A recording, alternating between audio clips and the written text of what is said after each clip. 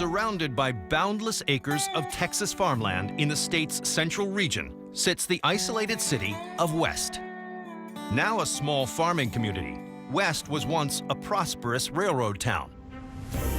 Situated in the former station house is the Katy Depot Museum, an institution that chronicles the time when the Iron Horse first crossed America's Great Southwest. But among the railway memorabilia and photographs of local veterans, one puzzling relic stands out. This is a very heavy item. Appears to be solid iron. It looks mechanical. According to railway expert Skip Waters, this particular artifact recalls one of the most terrifying events in the history of this small town. People say they've never seen anything like this before in their lives. What is this strange metal object? And what role did it play in one of the most spectacular publicity stunts of all time? It's the 1890s. The nascent railroad industry is crisscrossing America, bringing prosperity and people to newly opened lands. But with this new technology comes a serious danger: train wrecks, collisions, derailments, and steam boiler explosions in engine cars are all too common. But one man sees more than death and disaster in these terrible accidents. George Crush sees money. As an agent for the Missouri, Kansas, and Texas Railroad, commonly known as the Katy, it is his job to increase ridership. He reflected on the fact that whenever there was a train wreck back in the 1800s, it was always front page news. A train wreck in the 1800s is like wrecking two 747s today. He knew that people had a natural fascination to want to see it. So Crush concocts a daring scheme to stage a crash at a specific location that will be witnessed by a large audience. And this won't be just any wreck. It will be a head-on collision. Although the event would be free, Katy would charge for the train tickets to get there. And the site chosen by Crush for this audacious stunt is 4 miles south of the town of West.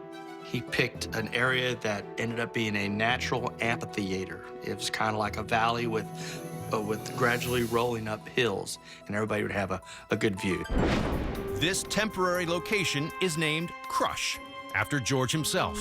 Wasting no time, workers begin installing the track for the collision course, while George Crush begins promoting his outlandish scheme.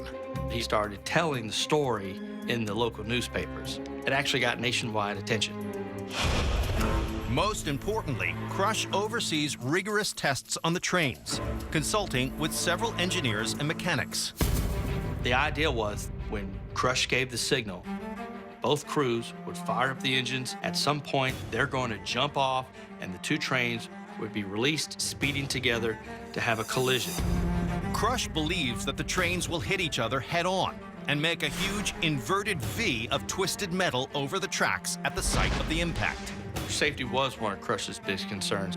He assured everyone every precaution is being taken to ensure the safety of the trains and the patrons that come to see it. September 15th, 1896. The day of the great stunt has arrived. Crush planned between 15 and 25,000 people to show up at this event. By the end of the day, there was estimated up to 40 to 50,000 people. As the anxious crowd gathers, the anticipation of the impending demolition is palpable. People are excited, because not every day you get to see a train wreck. Shortly after 5 p.m., George Crush signals the engines. The whistle was tied to the driving wheel. So as the driving wheel rolled, the train kept going toot, toot, toot. But Crush's carefully choreographed collision is about to unravel before his eyes. Texas, September 15th, 1896. An ambitious employee of the Katy Rail Line named George Crush has dreamed up what he believes is an ingenious way to promote his company: stage a massive train wreck. So, can George Crush pull off this audacious stunt? As the two trains head towards one another, approximately 40,000 spectators hold their breath, waiting for impact. The trains came rushing together at 45 miles an hour, a 90-mile-an-hour impact, and boosh! A massive explosion rips through the trains. The air is instantly filled with shrapnel, raining down on shocked spectators. People were held helpless as train parts started flying by them. Crush's plan has gone spectacularly awry. The collision was supposed to be two trains that wrecked together and go up to an upside-down V and fall down, and that was supposed to be it. But that's not what happened. When the trains crashed, they telescoped each other and exploded. The train's pressurized boilers could not withstand the force of the impact and ignited the blast. In the aftermath, there are 3 dead and at least 6 wounded.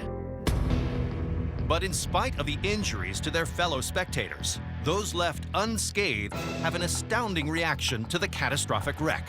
The crowd rushed in. They wanted souvenirs from the train wreck.